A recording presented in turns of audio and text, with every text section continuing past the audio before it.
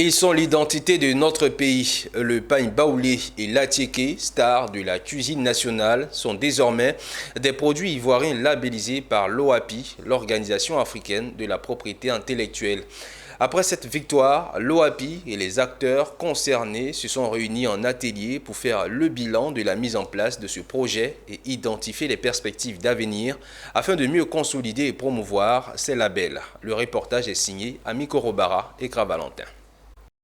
À la demande du gouvernement ivoirien, 3 produits du terroir national, dont l'atiéké et le pain baoulé, ont été labellisés en indication géographique protégée, IGP, par l'Organisation africaine de la propriété intellectuelle, OAPI.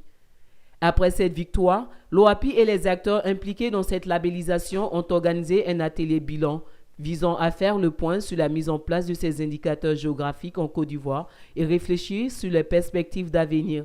Nous avons bénéficié de 2 produits.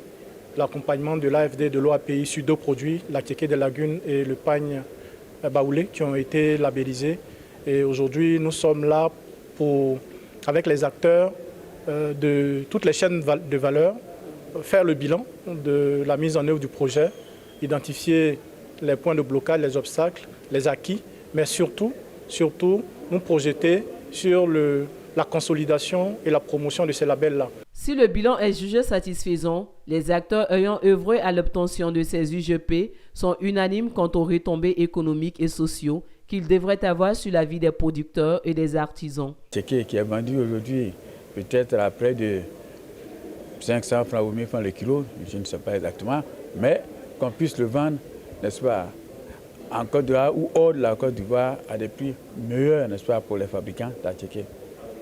Et c'est la chaîne de valeur, n'est-ce pas, qui en profiterait. Les enjeux de cette labellisation sont importants, à la fois au plan économique, social et artistique. C'est pourquoi à cet atelier bilan ont participé les acteurs impliqués, à savoir l'OAPI, l'OIPI, l'Organisation ivoirienne de la propriété intellectuelle, les experts nationaux qui ont apporté des contributions et recommandations afin que la Côte d'Ivoire et les acteurs puissent tirer profit de cette labellisation.